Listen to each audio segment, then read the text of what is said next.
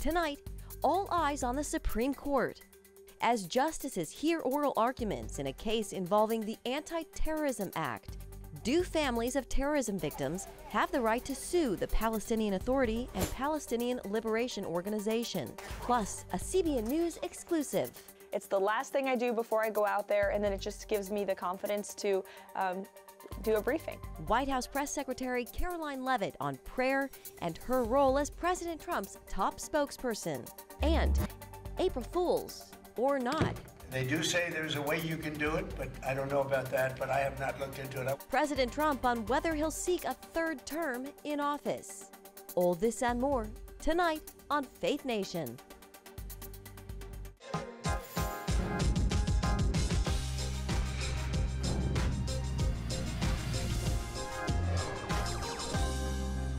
Injured American citizens fighting to hold terrorists directly accountable.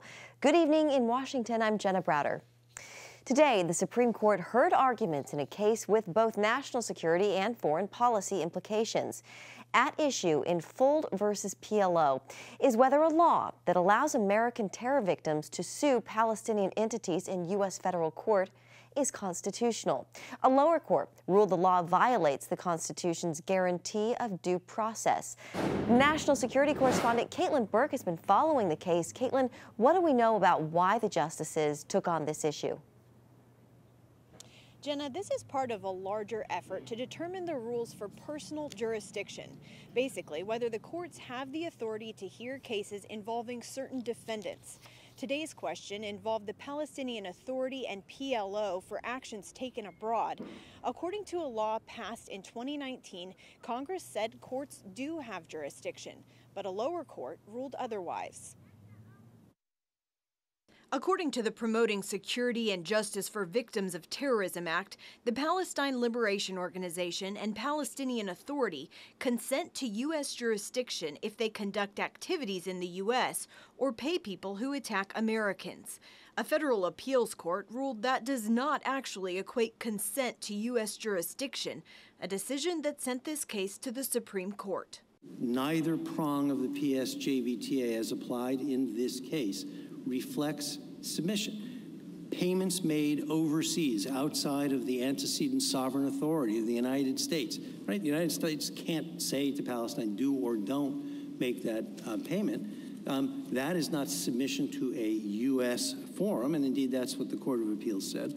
And as applied in this case, where our contention, unresolved in the Courts of Appeals, has been, is that all of our conduct is UN-related conduct and has previously been held to be insufficient to support jurisdiction. Edwin Needler, representing the U.S. government, said Congress passed the law because it believed deeming the PLO and Palestinian Authority to have consented to jurisdiction in federal courts was the best way to prevent terrorism, and argued that determination should take precedence. Congress has the constitutional authority and institutional capacity to weigh the very interests, including the distinct status and international engagements of the PLO and PA, the United States' unique and long-term relationship with those entities, the imperatives of national security and foreign policy, and fairness to the claimants and to the foreign defendants. Courts shouldn't be coming in, I don't think,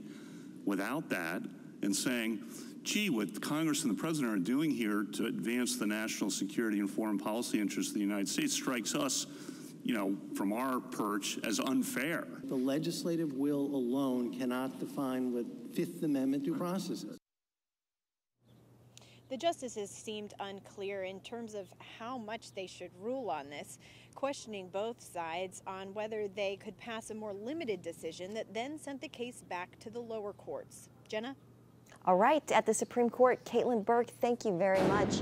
Meanwhile, on Capitol Hill today, a House hearing focused on what some lawmakers are calling judicial overreach.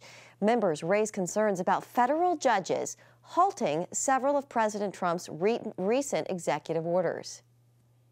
This is a clear effort to stop the scale of change that President Trump represents. And I agree, a lot of this stuff can be fought out. Some of it should be fought out in the Congress, but it shouldn't be micromanaging the executive branch on national security issues by random single judges. I call on my colleagues right now to call off the campaign to impeach federal judges for doing their jobs. I call on them to demand that the Trump administration comply with all judicial orders while appealing whichever ones they want to appeal. Some of the recent rulings have had to do with the firing of federal workers, freezing of federal funds, and shuttering long-running departments, as well as dealing with migrants the administration says were in the U.S. illegally. Well, a shaky day on Wall Street with uncertainty driving the market. President Trump is set to make an announcement tomorrow about tariffs on what he is dubbing Liberation Day. Senior White House correspondent Kelly Wright is live at the White House. Kelly, talk of the tariffs is causing anxiety and uncertainty on Wall Street and among some economists. What's the president's response?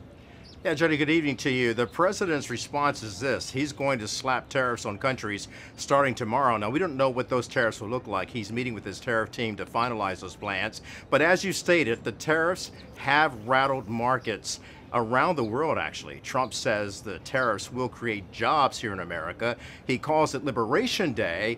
But get this, his critics call it Trumpflation Day. White House Press Secretary Caroline Leavitt discussed the tariffs during today's White House briefing. Watch this. Looking ahead to tomorrow, April 2nd, 2025, will go down as one of the most important days in modern American history. Our country has been one of the most open economies in the world, and we have the consumer base hands down, the best consumer base. But too many foreign countries have their markets closed to our exports. This is fundamentally unfair. The lack of reciprocity contributes to our large and persistent annual trade deficit that's gutted our industries and hollowed out key workforces. But those days of America, beginning tomorrow, being ripped off are over. And Jenna, she says, without a doubt, she believes that the Trump tariff plan will work for all Americans. Jenna? Kelly, so critics, they're worried about retaliatory tariffs. Some Democrats are stepping up their criticism, too. Senator Cory Booker started speaking on the floor last night, going hours and hours criticizing the president's plans. What's Booker proposing, Kelly, and what's the president's response? Well, he's proposing an all-hands-on-deck from Democrats. In fact, the Democrat Party says Senator Cory Booker just unleashed an ironclad plan for Democrats to go head-to-head with President Trump concerning his agenda. Booker spoke for more than 18 hours on the Senate floor, Jenna, and also claiming that the president's plan is hurtful to America, particularly senior citizens, not only with tariffs, but also Social Security.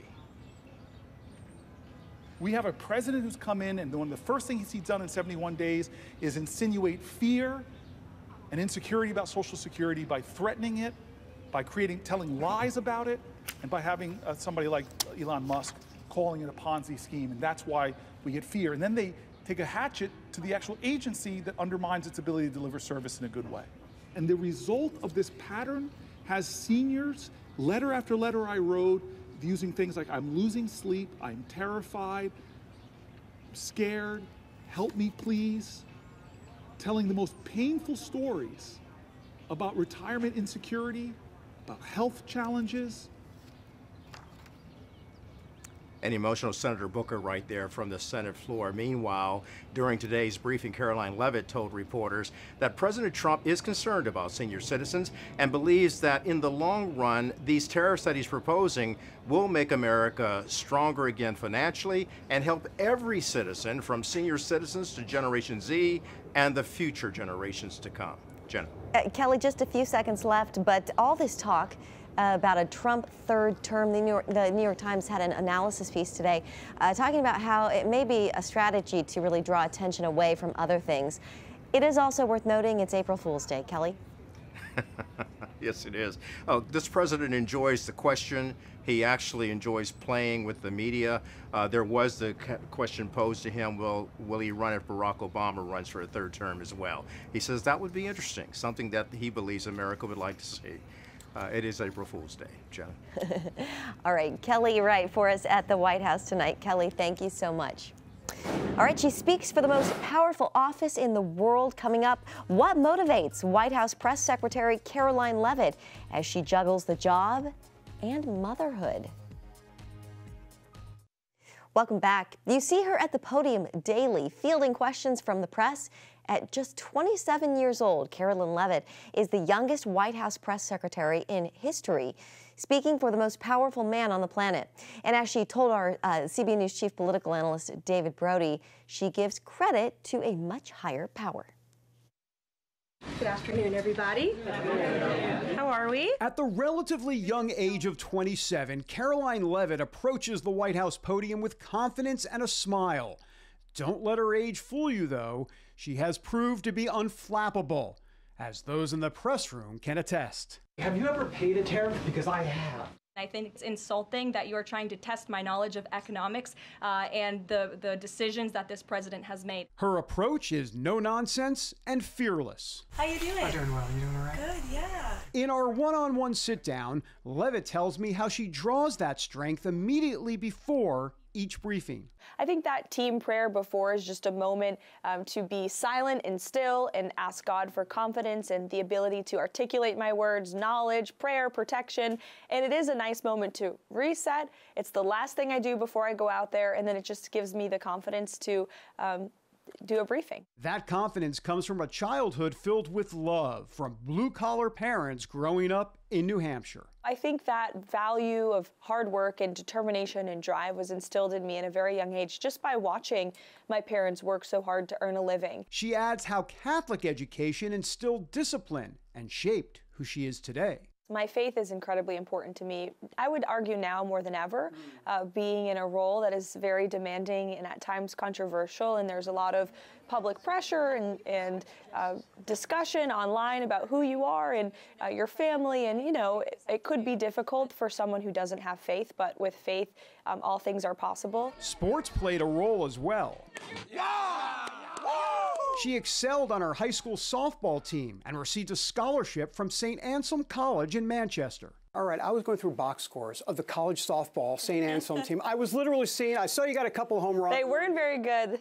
Good enough, though, to be third on the team in home runs that she's hitting today. The game of softball and sports prepared me for the game of politics, no doubt about it. Discipline, hard work, teamwork, and also competing against yourself to be the best that you can in athletics, I think has prepared me, especially for this job now. You know, I can have a good briefing, but the next day I can go on television. I have to perform again, right? So every day is a new game in this job. She wouldn't even be in her current job, however, without bumps along the way. I'm Caroline Leavitt, and I'm running for Congress. She ran for Congress in 2022 and lost the general election. Well, certainly God has a plan for everyone. I believe that firmly. So God knew what he was doing, I believe, and you just have to trust the process and trust that he's working in your life and stay grounded in your faith throughout the way. She leans on that faith inside the briefing room as questions come fast and furious from all directions. Is there any evidence on that he wasn't aware of it?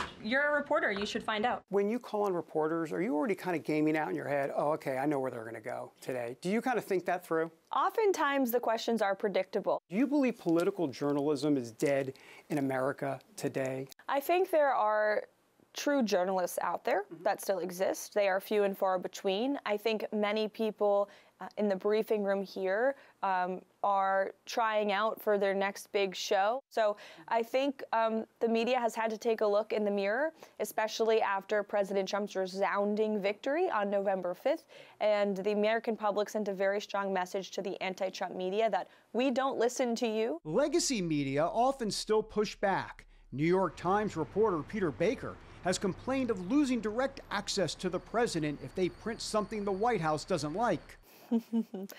That is utter fallacy and completely ridiculous. We have expanded the pool to new voices, independent journalists, podcasters, social media content creators, while continuing to invite legacy media outlets like the one Peter Baker works for, the New York Times, are still in the briefing room, still have access to the press pool, and we are going to continue to move forward with this method. In the middle of these ongoing battles, this administration is also facing rogue judges that it sees as trying to stop the Trump agenda, Levitt labels them part of the resistance movement. Absolutely. Almost every single one of them is a registered Democrat, has been involved in Democrat campaigns or causes, have donated to Democrat candidates. Some of them have even put their anti-Trump bias on social media. They have not been shy about their hatred for this president and his policies, and they are abusing their judicial power. She also sees a much larger fight taking place, the one between good and evil. I certainly believe in spiritual warfare, and I think I saw it firsthand, especially throughout the campaign trail with President Trump.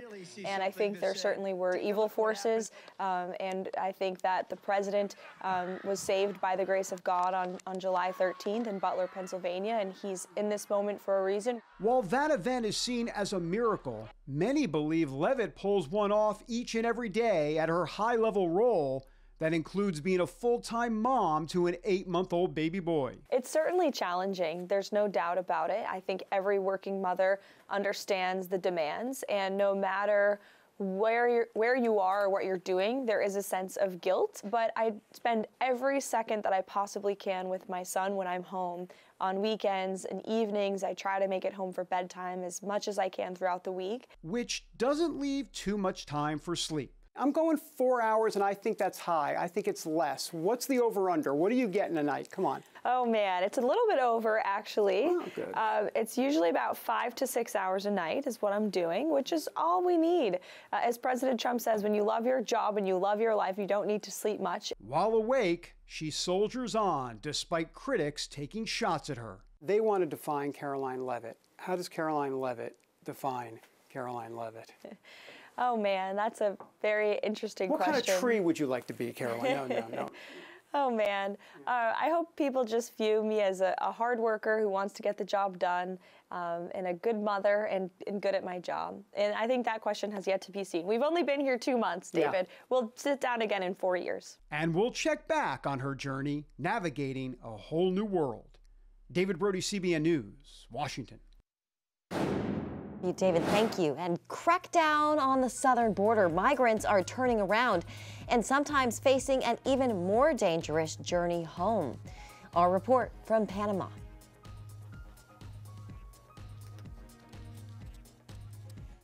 With the Trump administration's crackdown on illegal immigration, some migrants who came to the southern border are now turning back. And for some, the trip home requires a dangerous journey, which they may not survive. Chuck Holton brings us that story from Panama. The past 4 years saw an exponential growth in the flow of irregular migration through the lawless Darien Gap. Today, those numbers have dwindled to almost nothing. There's a twist to the story, however. Closing the U.S. border made many migrants look for work elsewhere, or even decide to return to their home countries. About 100 per day, sometimes 50. It depends on the flow of people. More than 1,000 people have already passed through here in less than a month. The Kuna people inhabit a string of islands called the San Blas, right here on the Caribbean shore of Panama. And normally this spot in Carti, where I'm standing, only sees tourists that are going out there to visit those islands. But now these boats are carrying a different cargo. It's a lot more profitable, but it's also a lot more dangerous. When we walked through the jungle, they robbed us in the Darien. From there, we made our way to Mexico. Given that deadly trek, nobody's willing to return by that route, leaving hundreds stranded in Panama with no easy way home. Migrants who spent everything to reach the U.S. are now struggling to afford passage back by boat. Just months ago, as these same migrants headed north, they were met by a network of aid groups that provided food, water, shelter, and even money, much of it funded by U.S. taxpayers. Now, as they head back, those organizations are nowhere to be found, and many migrants have nothing left. When Trump came in, CBP-1 was gone, and the chances of getting in became almost impossible. So we decided to turn back. Of course, there are migrants who clearly don't have enough money to travel to Colombia or Nicocli, but they get outside help. Family members in the United States, Colombia, Venezuela. While some depend on friends and family to send them money for the trip home, the same cartels that made millions smuggling migrants north are now profiting off their return. Another problem facing the migrants here is friction with local indigenous tribes. We're asking everyone to stay calm while we coordinate to find a way to get you all where you are going, because this route is now closed. Most of these migrants from Venezuela have been stuck here for about 3 days because there's a disagreement between the different factions of the Cuna people where they're leaving to go to Colombia. And so the immigration officials from Panama have just showed up with people from Senafront, their border police, to give a briefing to them and explain to them what is going to have to happen. And what they're saying is they're going to be taking everybody from this place and transporting them to Colón, where they'll have a much longer boat ride ahead of them. Even for those who can pay, the journey is just as dangerous. Recently, an overloaded boat capsized off Panama's coast, killing an 8-year-old Venezuelan child. Despite the risks, migrants say they have no choice. In November, we started returning. When we saw that we were not going to be able to cross into the U.S., we decided it was better to just go back. These Venezuelans still hope for a better life, but now they must look for it elsewhere. For many, the journey home is filled with hardship and regret as they reckon with the cost of their failed attempt. And as long as there's money to be made, there are those who will continue to exploit their desperation on both sides of the border. From Panama, I'm Chuck Holton for CBN News. Chuck. Still ahead, think you've got a pampered pet? Think again. We explain next on Faith Nation.